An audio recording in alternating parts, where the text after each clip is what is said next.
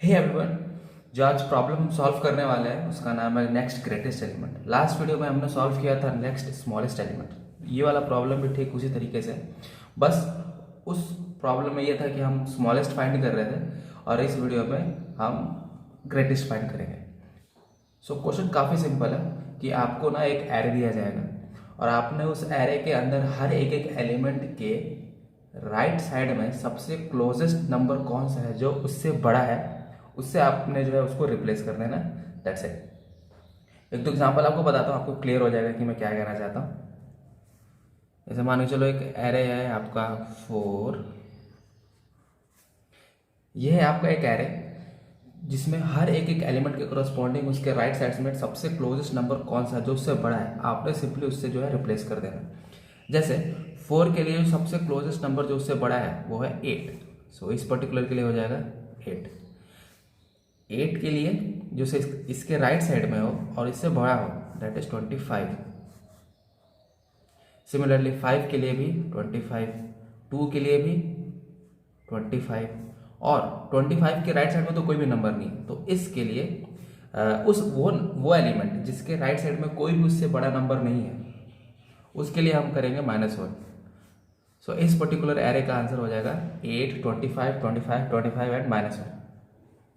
एक और एग्जांपल देखते हैं, आपकी क्लैरिटी और बढ़ जाएगी। जैसे 4, 10। सो इन दिस इस पर्टिकुलर एग्जांपल में जो 4 है, 4 की सबसे क्लोजेस्ट नंबर कौन सा है जो उसके राइट में है, उसके राइट में और उससे बड़ा है, दैट इज 10।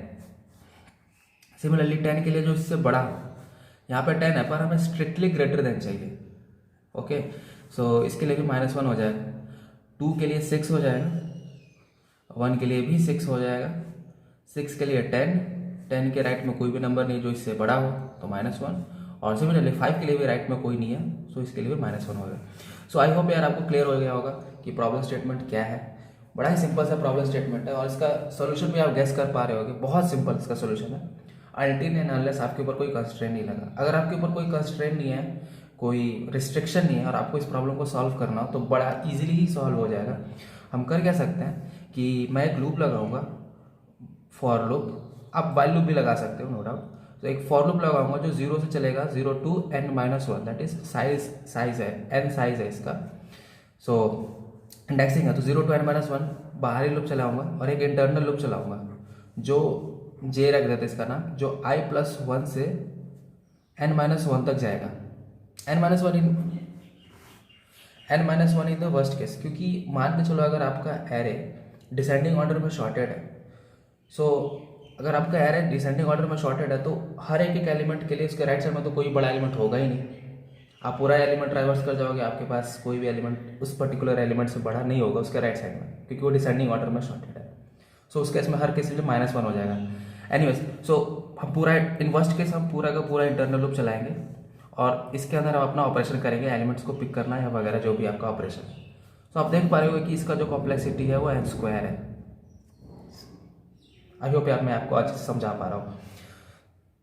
तो n² है तो हम एक्चुअली में इसमें कर क्या रहे हैं ना कि आपके पास अगर ये एक एरे है तो मैं क्या करता हूँ कि हर एक एक एलिमेंट, ये एक एलिमेंट, इसके लिए पूरा एरे ट्रैवर्स करता हूँ। इस पर्टिकुलर ट्रैवर्स में मुझे जो सबसे बड़ा एलिमेंट मिला जो इसके क्लोजेस्ट और इससे बड़ा हो, मैं उसको इससे जो है रिप्लेस कर दूंगा। सिमिलरली जो नेक्स्ट एलिमेंट है उसमें भी सेम ऑपरेशन करूंगा, इसके आगे वाले एलिमेंट्स के साथ सबसे पूरा इटरेशन करूंगा, इनमें से पूरा जो मुझे सबसे बड़ा एलिमेंट मिला मैं इसके साथ में जो है रिप्लेस कर दूंगा। वंस अगेन नेक्स्ट एलिमेंट के लिए भी मैं पूरा एलिमेंट यहाँ तक अंत तक ट्रैवर्स करूंगा। इसमें से मुझे जो भी सबसे बड़ा एलिमेंट, सबसे बड़ा नहीं, जो इससे बड़ा हो और इसके क्लोजेस्ट हो, मैं फाइंड करके उसको यहाँ से रिप्लेस कर दूंगा। I am sorry. So I hope यार आपको समझ में आ रहा होगा कि ये n² वाला जो अप्रोच है वो कैसे काम करता है। अगर आप इसको ध्यान से देखोगे तो आपको पता चलेगा कि हम ना यहाँ पे रिपीटेड वर्क कर रहे हैं।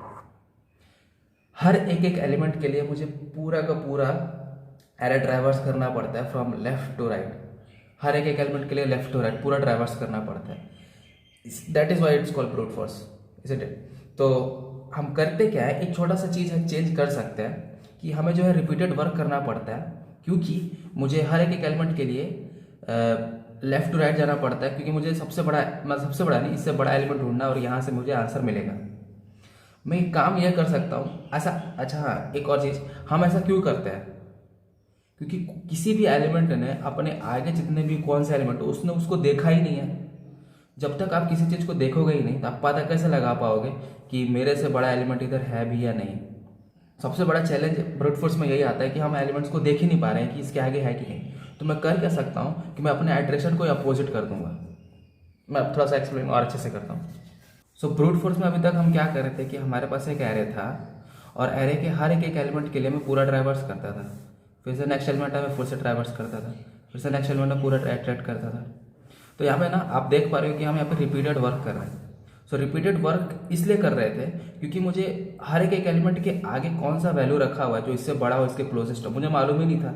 सो इसीलिए मैं ब्लाइंडली पूरे एरे को ट्रैवर्स करते जा रहा था। यही ब्रूट फोर्स भी करता है, ब्रूट फोर्स यही कर रहा था ऑफकोर्स। तो हम एक छोटी सी चीज़ ये कर सकते हैं कि मैं क्या करूँगा कि मैं एरे को देख लूँगा, और एरे को देखूंगा कैसे, मैं अपना आइट्रेशन ही अपोजिट कर दूँगा। अभी तक हम क्या कर रहे थे, लेफ्ट टू राइट जा रहे थे, जो कि सही नहीं था। और हम क्या करेंगे इस बार, राइट टू लेफ्ट जाएंगे। राइट टू लेफ्ट आइट्रेशन ये कहेगा कि भाई मैं पीछे की तरफ से ही आ रहा हूँ, तो मुझे मालूम है कि आपके इस करंट एलिमेंट के लिए सबसे अप्रोप्रिएट नंबर कौन सा होगा। वो अप्रोप्रिएट नंबर कौन सा जो आपसे बड़ा हो और आपके सबसे क्लोजेस्ट हो। मैं बता सकता हूँ कि वो एलिमेंट नंबर कौन सा है, क्योंकि मैं राइट टू लेफ्ट आ रहा हूँ, मैं पूरा आइट्रेट करते हुए आ रहा हूँ एरे को। तो आपको उसकी टेंशन लेने की कोई ज़रूरत नहीं। आई होप यार आपको मैं क्लियर कर पा रहा हूँ, मैं जस्ट समझा पा रहा हूँ आपको कि ये आइट्रेशन उल्टा क्यों करना है हमें, क्योंकि हमें रिपीटेड वर्क बचा है। ये आइट्रेशन बोलेगा कि मैं पीछे से ही आ रहा हूँ, तो मैंने सारे एलिमेंट्स को देख के रखा है। तो आप जिससे मैं करेक्टली आप जिसका आप एलिमेंट ढूंढ रहे हो, नेक्स्ट ग्रेटेस्ट एलिमेंट अगर जिसे आप ढूंढ रहे हो वो मेरे पास है, मैं जानता हूँ कौन सा है, मैं सिंपली उसके साथ उसको रिप्लेस कर दूंगा।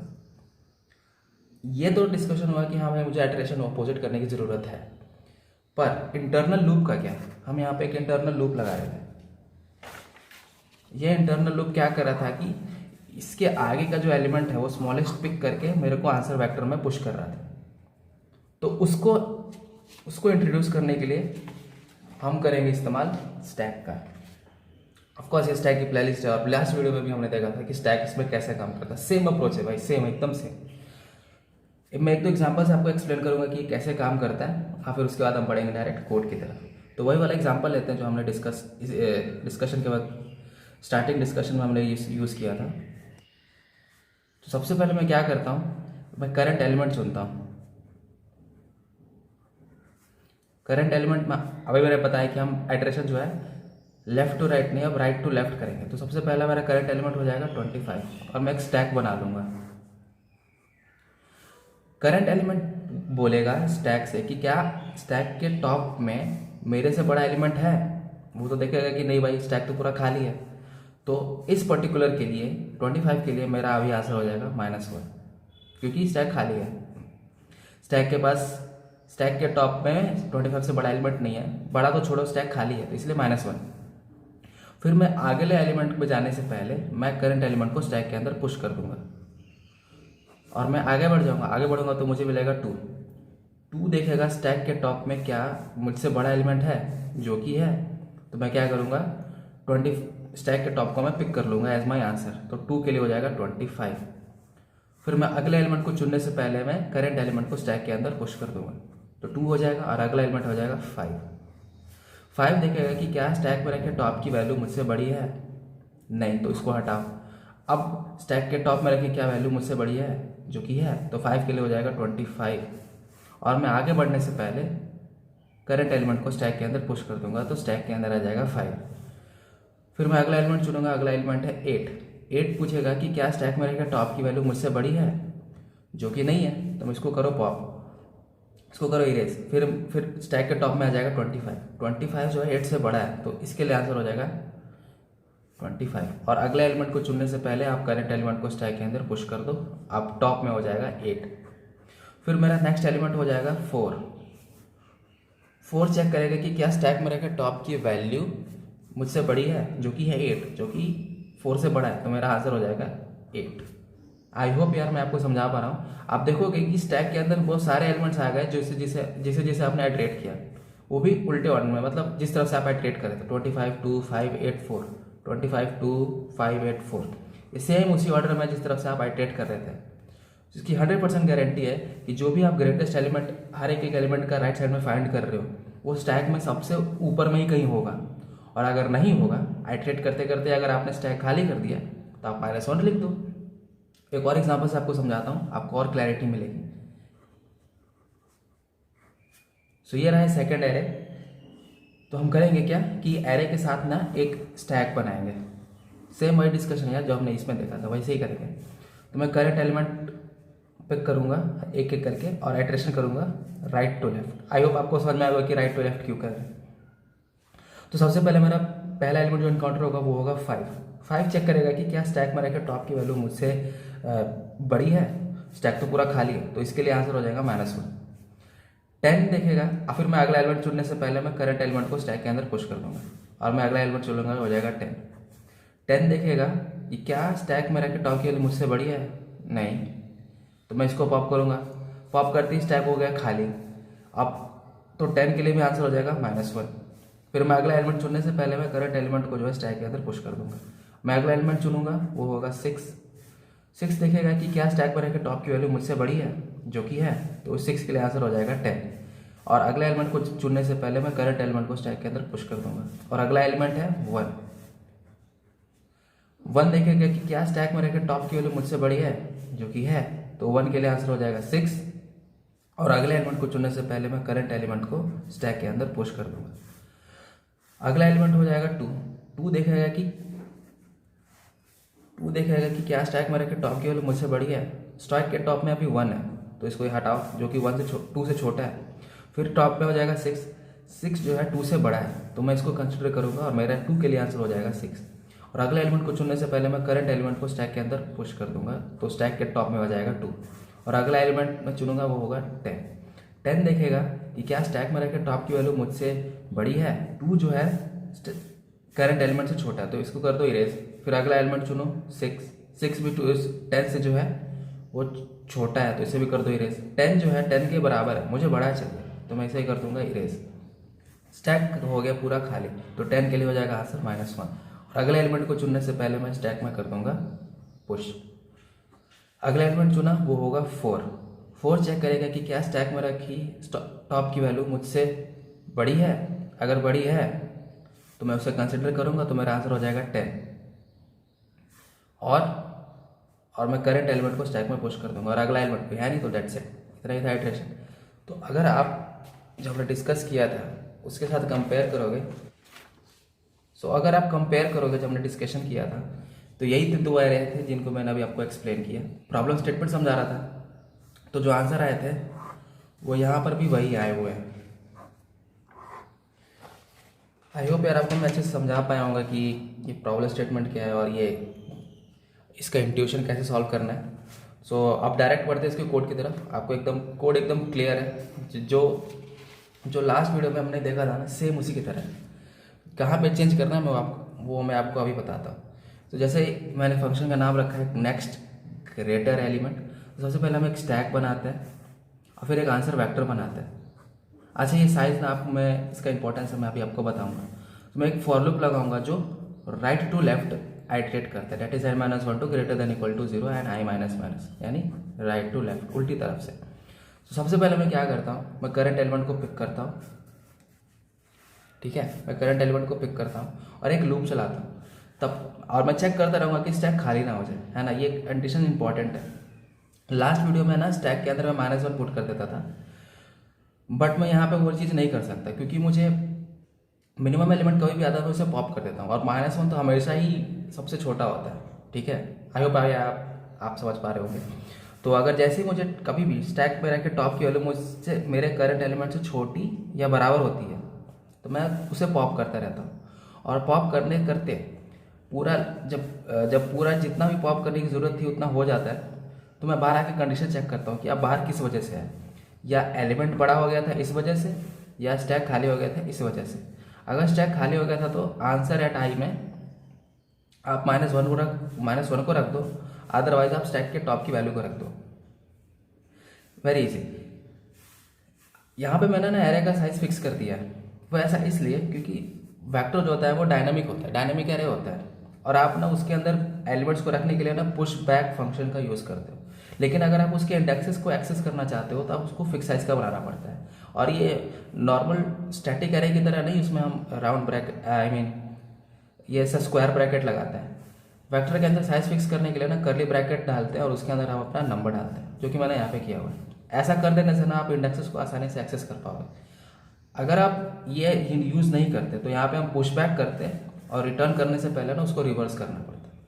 एनीवेज, तो हम करेंगे क्या कि उसके इंडेक्स पे -1 कर देंगे अगर स्टैक खाली हो जाता है, और अगर स्टैक खाली नहीं होता तो एल्स चलेगा, और स्टैक में रखे टॉप की वैल्यू मेरे करंट एलिमेंट से बड़ी होगी, और डेट से ये लूप चलता जाएगा। और अगले एलिमेंट को पिक करने से पहले आप करंट एलिमेंट को स्टैक के अंदर पुश कर दोगे, जो कि हम हर बार कर रहे थे। आपने जब हम ड्राई रन कर रहे थे तो आपने उसमें देखा भी होगा। एंड डेट्स इट, ये पूरा का पूरा लूप चल जाएगा और एट द एंड हम आंसर को रिटर्न कर देंगे। यही था सिंपल सा next greatest element.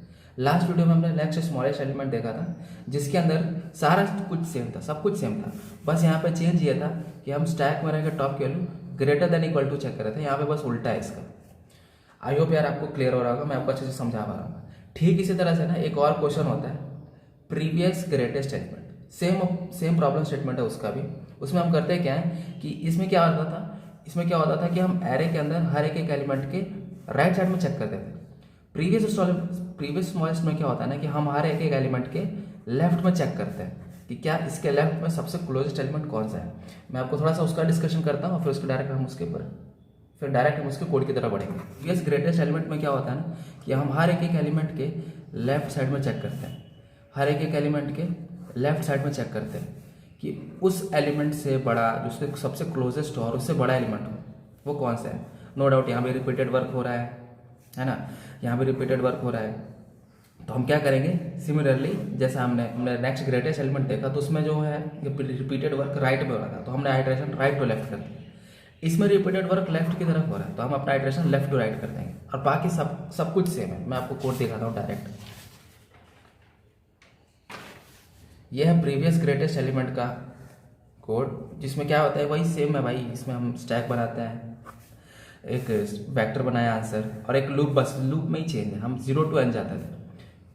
Next greatest element में हम राइट टू लेफ्ट जा रहे थे इस तरफ से, और इसमें हम क्या करेंगे, लेफ्ट टू राइट जाएंगे। यही चेंज है, बाकी सब कुछ सेम है। हम करंट एलिमेंट को पिक करते हैं, वही करंट एलिमेंट को पिक करते हैं, एक वाइल लूप चलाते हैं जब तक स्टैक खाली ना हो जाए, या फिर स्टैक में रहकर टॉप की वैल्यू इससे बड़ी ना हो जाए। छोटा है तो मैं पॉप करके जाऊँ, मुझे ग्रेटेस्ट चाहिए, तो बाहर आके चेक करूँगा कि आप बाहर किस वजह से है, या खाली हो गया था इस वजह से, या फिर स्टैक में रहकर टॉप की वैल्यू बड़ी हो गई।